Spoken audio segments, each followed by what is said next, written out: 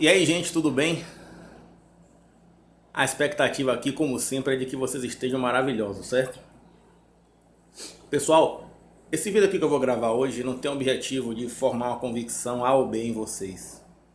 O objetivo desse vídeo é deixar vocês atentos a uma técnica de argumentação, sobretudo uma técnica falaciosa, que se vocês não observarem, vocês podem se deixar convencer daquilo que não corresponde à realidade. E é sobre esse assunto que eu quero tratar, certo? Existem ali elementos e técnicas que são colocadas na argumentação que acabam levando a pessoa a se convencer daquilo de uma situação que está divorciada da realidade. Eu quero que vocês fiquem bem atentos para essa questão, certo? Na realidade eu vou falar aqui, vou começar aqui esse vídeo tratando com uma frase que é muito dita na dramaturgia, que diz o seguinte: se não há inimigo, não tem contra quem lutar, certo? E isso é verdade.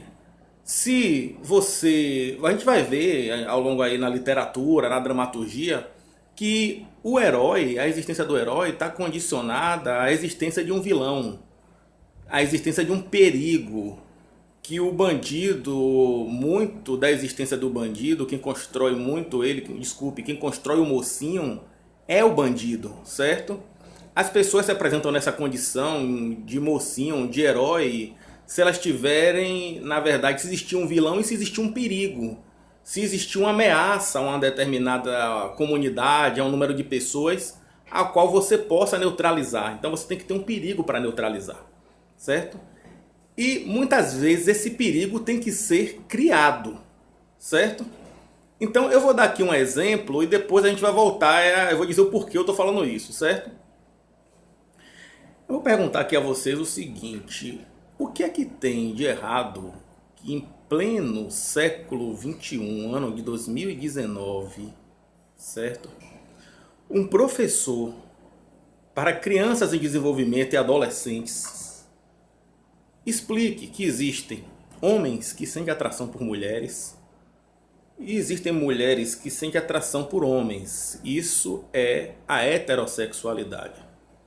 Mas ele também informe a essas crianças e adolescentes que existem homens que gostam de homens e mulheres que gostam de mulheres, certo? E é a chamada homossexualidade. E ele, na sua maturidade, na sua capacidade de discernimento maior do que aquelas crianças que estão aprendendo com ele, explique que isso não traz, que isso se situa no âmbito da vida privada e que não prejudica os demais integrantes da sociedade, que deve ser situado, portanto, no campo do respeito, ensinando, portanto, o respeito à homossexualidade. Veja que esse professor não está ensinando ninguém a ser homossexual. Ele está comunicando a existência e dizendo que isso tem que ser respeitado, certo? Mas aí, dentro do argumento que eu estava dando no início, entra a chamada retórica do exagero, que é uma espécie, uma forma de falácia do espantalho.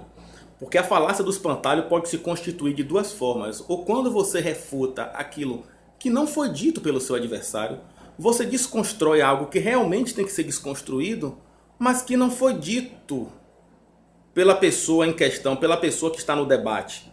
Você não tem nada o que falar dela, então você cria, desconstrói um argumento, realmente desconstrói com pertinência um argumento, mas esse argumento não é dela. E uma outra forma é a técnica do exagero, onde você vai lá e superdimensiona, você vai lá, aumenta em muito, seja no plano dos fatos, seja no plano das consequências, uma determinada tese, uma determinada proposta, certo? Então, porque só assim, só você exagerando, só você realmente contando de forma a causar espanto, a causar reprovação, e aí você mistura logo com outra falácia, que é o apelo à emoção, só você realmente superdimensionando em muito as proporções das coisas, é que você, então, vai encontrar uma linha de convergência no sentido da reprovação e no sentido do rechaço àquela proposta. Porque se você narrar da maneira como ela é originalmente, nos seus exatos termos, talvez você não tenha a reação de rejeição que você tanto quer. Então, lembra da história inicial? Você precisa criar o perigo para você atuar como herói, você, portanto, neutralizar ele. Você precisa criar o bandido para você poder ser o mocinho. Então, muitas propostas, muitos debates são objeto dessa radicalização, ou seja, desse expediente de ser levado propositadamente ao extremo da chamada retórica do exagero, que distorce a proposta inicial, distorce a proposta tal como ela é, para lhe apresentar o que ela não é, e você se convencendo, você, portanto, rejeita, você convencendo que você está rejeitando aquilo que não é daquele jeito, você, portanto, se convence de algo que está divorciado da realidade. Você rejeita aquilo que não é como está sendo contado para você, certo? Então, na realidade, essa chamada educação sexual, que é você falar com uma criança em desenvolvimento, mas por que uma criança? Porque uma criança em desenvolvimento tem que ser ensinada a ela a existência dessa modalidade de relação afetiva. Porque também é na fase de criança, é muito cedo hoje em dia, meu patrão, que uma criança, em outros contextos, em outros ambientes, aprende expressões como baitola, como queima-rosca, como viado e muitas outras que não vale a pena a gente repetir aqui. E aí se forma uma geração, mais uma geração, que concebe de forma pejorativa relações homoafetivas. Porque ele não teve em alguém a quem ele tem referência de discernimento um anteparo, um ensino anterior. Porque se ele tivesse um ensino anterior por parte de quem ele entende como referência, que é seu professor, quando ele visse, ele vai ter uma tendência de filtrar e se defender dessa forma de referência às relações homoafetivas, certo? Mas a retórica do exagero, lembra do início da conversa? A retórica do exagero, na verdade, não quer narrar nesses termos. E aí começa a inventar a questão de kit gay, certo? Erotização das crianças com materiais criados em redes sociais, Facebook, WhatsApp, que nunca fizeram parte do material do Ministério da Educação, certo? Materiais que eram criados justamente para dar fundamento a essa retórica do exagero. Materiais que nunca tiveram na escola e que nunca fizeram parte formalmente do plano de ensino de lugar nenhum. Materiais que foram criados para deslocar o debate racional e mexer com o debate, mexer com o aspecto emocional dentro do debate, certo? Então, na realidade, esse assunto acabou sendo vítima dessa técnica de argumentação que fica convencendo vocês daquilo que não é realidade. Criaram até a mamadeira erótica, que depois foi descoberto realmente que foi criada em redes sociais, que nunca existiu e que essas pessoas diziam que era parte do material didático.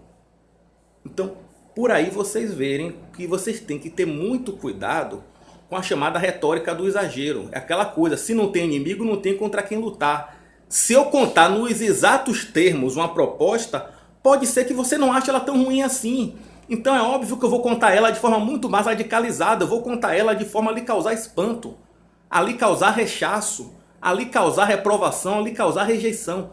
Isso é uma técnica que eu preciso para poder fazer com que você se alinhe na discordância, na divergência da proposta, porque eu não estou lhe apresentando tal como ela é. Então, a educação sexual nas escolas foi objeto disso. E a gente fica reproduzindo esse negócio de kit gay, quando na verdade muitas pessoas nunca nem se preocuparam em verificar se isso de fato existe, certo? Então, tanto o ensino da questão homoafetiva quanto a chamada ideologia de gênero, que também é outra coisa que nunca existiu, foram objetos da retórica do exagero. A ideologia de gênero, que as pessoas ficam dizendo ideologia de gênero, a educação sexual, a questão da educação sexual, foi no seguinte sentido, de que existem realmente algumas crianças que o seu comportamento, as suas preferências, a sua maneira de se comportar não corresponde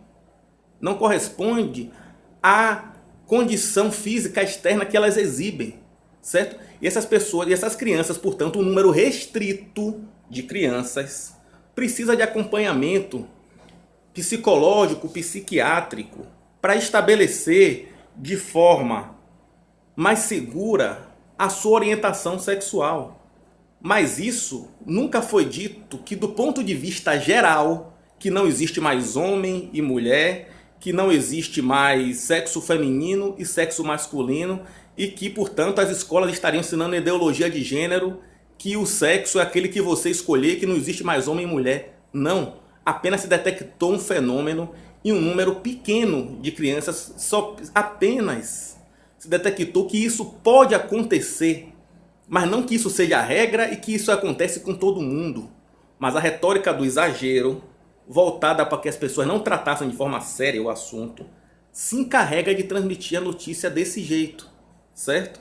Ou seja, de desconstruir a teoria tal como ela é, certo?